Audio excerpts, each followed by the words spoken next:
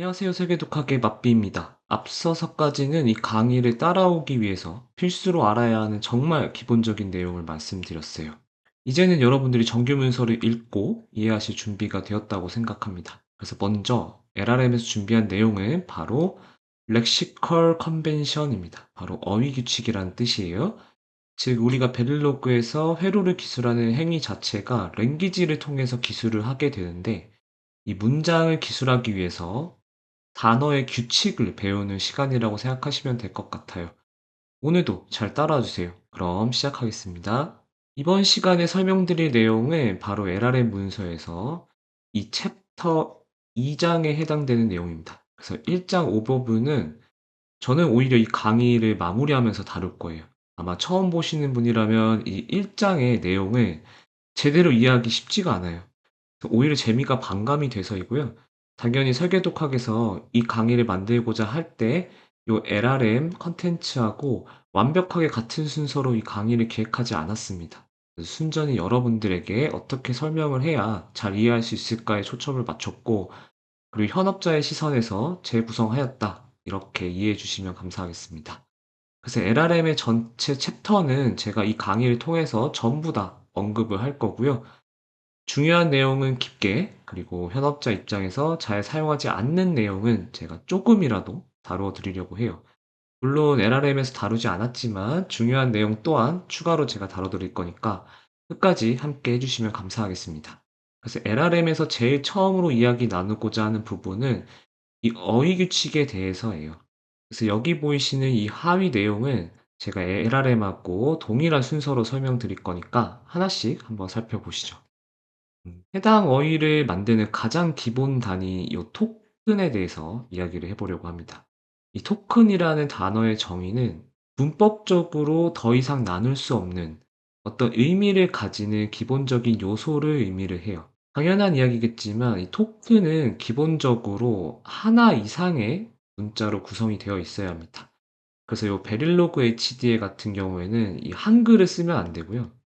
한글을 쓰시면 안 되고, 이제 그중에 뭐 한글에서 주석까진 괜찮아요. 요 커멘트까진 괜찮은데, 정식 코드에서는 알파벳, 그다음에 숫자, 그리고 기호 등으로 나눌 수가 있습니다.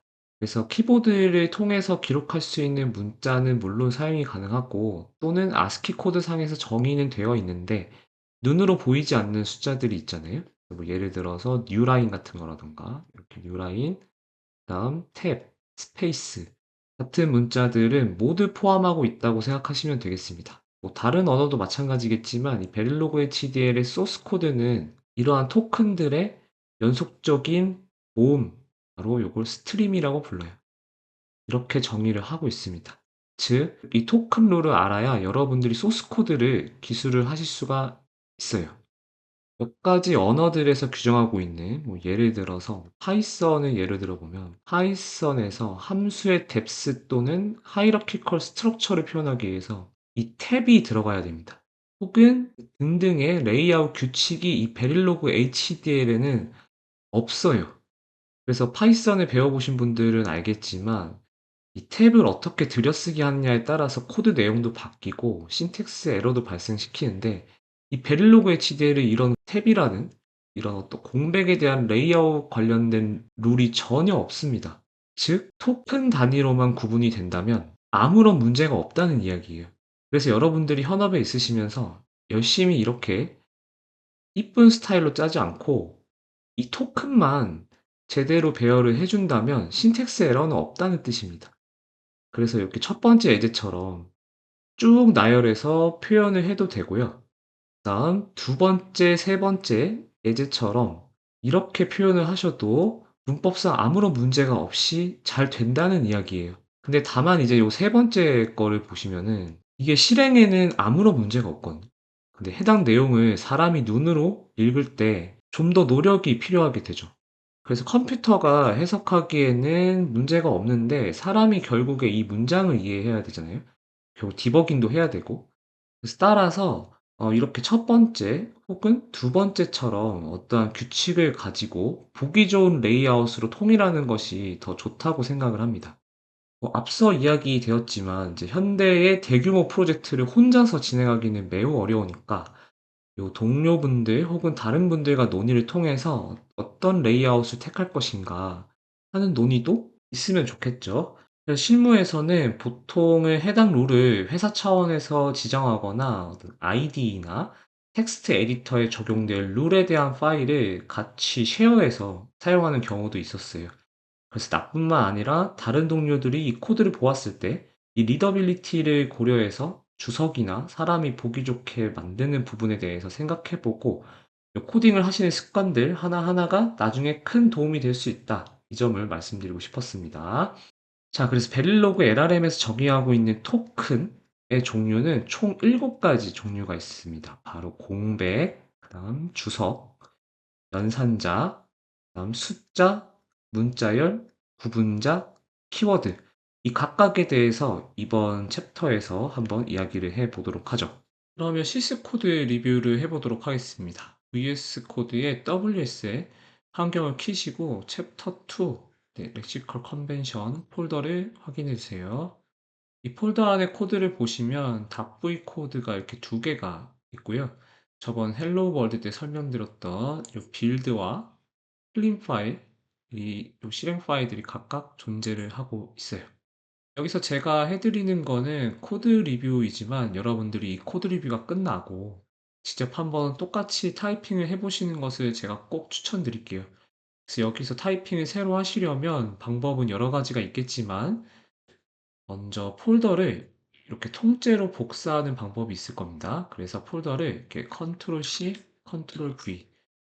그럼 이렇게 다음과 같이 카피라는 요 폴더가 하나 생성이 되었고요.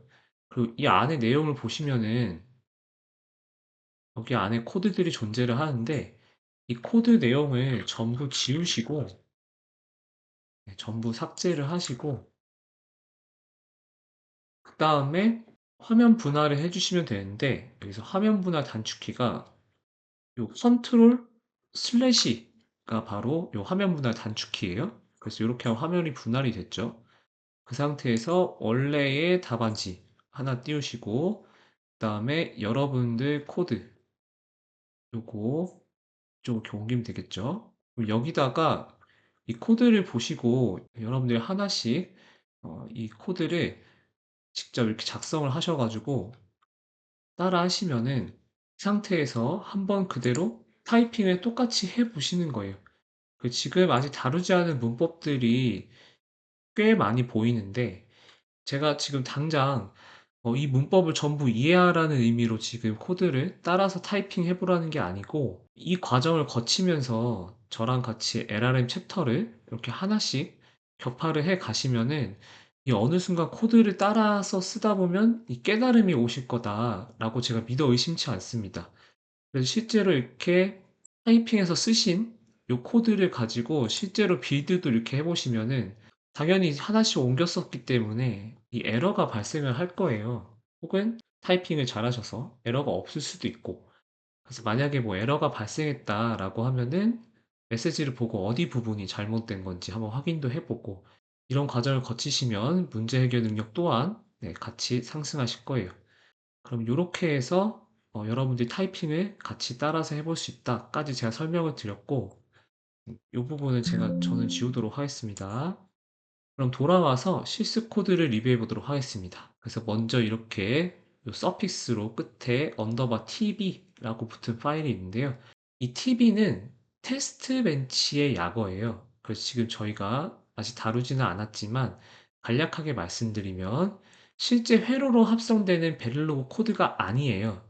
그래서 회로로 합성되는 코드를 검증하기 위한 베릴로그 코드이다. 이렇게 생각해 주시면 될 것 같고요.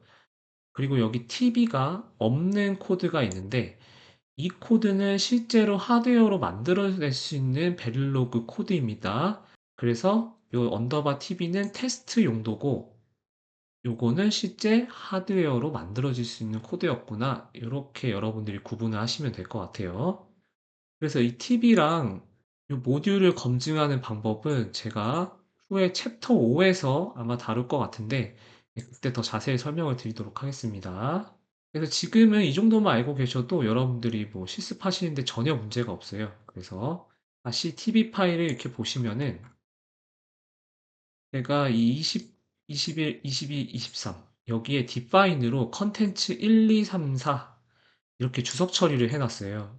여기 보이시는 디파인은 이제 렉시컬 컨벤션의 요 네 번째 컨텐츠에서 제가 다루겠지만 이 컴파일 디렉티브 문법이고요. 그래서 여러분들이 C 코드는 해봤다라고 가정을 하고 제가 이 강의를 진행 중이라서 그거에 대한 경험을 생각해 보면 이 디파인이 현재 컨텐츠 1, 이 부분에 대한 주석 처리를 풀어주시면 이제 활성화가 되는 거죠. 그래서 이 컨텐츠 1이 가리키고 있는 요 if define부터 여기 밑에 end if까지 이 코드가 활성화가 되는 겁니다.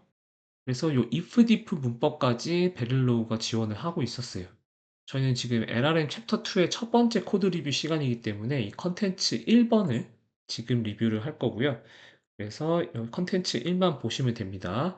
여기 2, 3, 4는 2, 3, 4의 이론이 끝나면 제가 디파인을 각각 풀어가지고 이어서 설명을 드릴 거예요. 그래서 지금은 컨텐츠 1만 보도록 할게요.